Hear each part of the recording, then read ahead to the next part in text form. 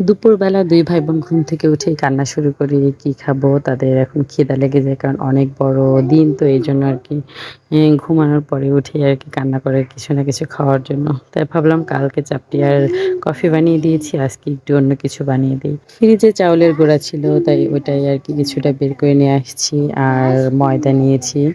এদিকে আমি আগে থেকে গরম পানির মধ্যে চিনি আর একটু গুড় দিয়ে আরকি মিক্সড করে নিয়েছি। চাউলের গুঁড়া আর আটাটা এখন একবার আরকি পানির মধ্যে দিয়ে মিক্সড করে নেব। আগে আমি ফ্রিজে চাউলের গুঁড়াটাই দিয়ে দিচ্ছিলাম। এটা আগেই আরকি মিক্সড করে নিয়ে তারপরে আরকি আটাটা দিব। এই তো চাউলের গুঁড়াটা আরকি মিক্সড করার পরে আমি আটা বলতে ময়দা আটাটা দিয়ে দিচ্ছিলাম। কিন্তু ময়দা আটা দেওয়ার পরে দেখেন আমি যখনই রান্নাবান্না করতে যাই আমার ২ ছেলেমেয়ে আমাকে পাগল বানিয়ে ফেলে। কিন্তু করার কিছু নেই। ওদেরকে নিয়ে আমি চিল্লাই পাল্লাই আর যেটা রান্না করতে যাই সেটা কমপ্লিট করেই আসি। এই দেখেন আমি করতেছিলাম আর আমার ছেলেটা এখানে দাঁড়িয়ে, দাঁড়িয়ে দুষ্টুমি করতেছিল। সে কোনো কথাই শুনতেছিল না। কতবার বললাম যে বিছানার উপর গিয়ে বসে থাকো কিন্তু সে যাবে না। ফার্স্ট থেকে একটা ধমক দিয়েছি আর আস্তে করে একটা মাইরও দিয়েছিলাম রাগের মাথায়।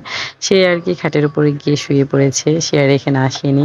আর আমার ছেলেটা এখানে দাঁড়িয়ে, দাঁড়িয়ে আমার আরকি আটা গোলানোটা দেখতেছিল আর দুষ্টুমি করতেছিল।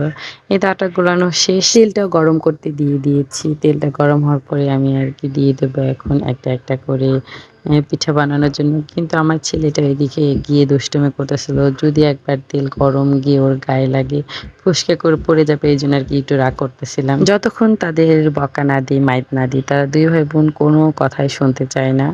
এই তো বকা দেওয়ার পরে আরকি ওইখানে চলে গিয়েছে। আর আমি একটু দেখতেছিলাম যে তেলটা গরম হয়েছে কিনা। ভাজা পিঠা বানানোর জন্য লাঠি নাই। তাই আরকি আমি পাটকাঠি দিয়ে লাঠি বানিয়ে নিয়েছি। পিঠা বানাতে এসেও আমি পড়েছি বিপদে আমার ২ ছেলেমেয়েকে নিয়ে। কারণ ওদেরকে দেখার মতো কেউই নেই। আমাকেই সারাদিন কাজ করতে হয় আর ওদেরকে একা, একা রাখতে হয়। কিছু একটা খেতে ইচ্ছা করলেও ওদেরকে নিয়ে সেই কষ্ট করে আরকি বানিয়ে খেতে হয়। এটা মাঝে, মাঝে ২-১ টা ভিডিও ছাড়ার জন্য আরকি কিছু রান্নাবান্না করতে গেলেও আমি পড়ি বিপদে ওদেরকে নিয়ে। কেউ যে একটা দেখবে আমি সেই জিনিসটা রান্নাবান্না করব কিন্তু পারি না।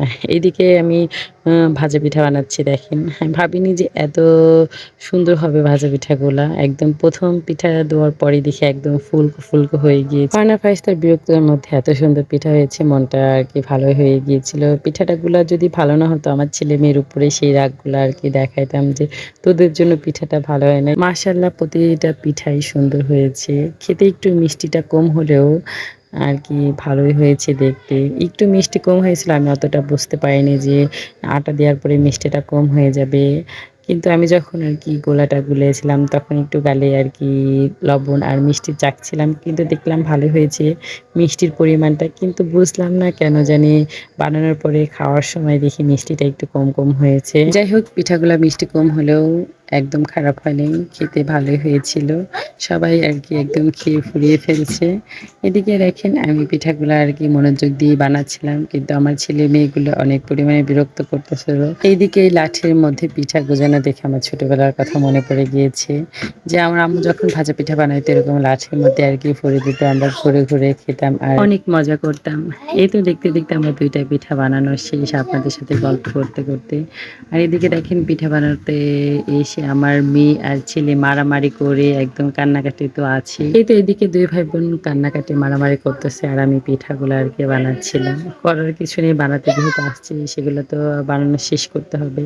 কিছু পিঠা বানানো শেষ করে তারপরে ২ ভাই বোনকে আরকি ২ টা পিঠা ঠান্ডা করে দিয়েছি। এদিকে আমিও একটা খেয়ে নিচ্ছিলাম। ভিডিওটা এই পর্যন্ত কি আর বড় করব না। সবাই ভালো থাকবেন, সুস্থ থাকবেন। ভিডিওটা কেমন লাগলো সবাই কমেন্টে জানিয়ে যাবেন। আর নেক্সট কোনো ভিডিওতে আপনাদের সাথে নতুন কোনো রেসিপি আর দুষ্টুমি, মারামারি, কান্নাকাটি নিয়ে দেখা হবে। সবাই ভালো থাকবেন, সুস্থ থাকবেন। আল্লাহ হাফেজ।